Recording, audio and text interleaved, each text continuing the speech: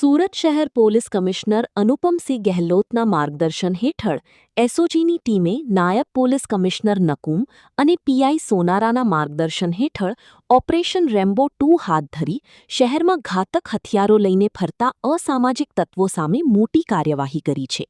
લિંબાયત, અડાજણ, વરાછા, રાંદેર, ખટોદરા, લાલગેટ, અઠવા સહિતના વિસ્તારોમાં ખાસ કોમ્બિંગ ઓપરેશન ચલાવવામાં આવ્યું હતું.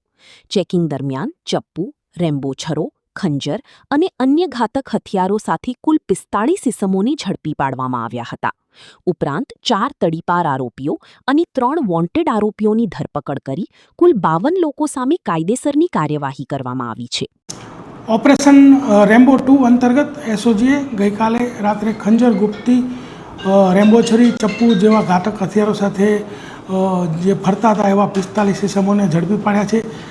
તદુપરાંત તડીપાર ભંગ જે છે એના 4 કેસો કરેલા છે.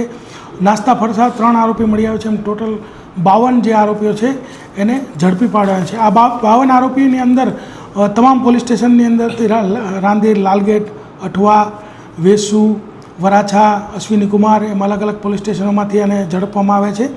અને ગૌવંશના માંસની હેરાફેરીના ગુનામાં નાસ્તા ફરતા 2, એનડીપીએસના ગુનામાં નાસ્તો ફરતો 1, તડીપાર ભંગના 4 અને જીપી 135ના 45 જે છે એ કેસો કરવામાં આવ્યા છે.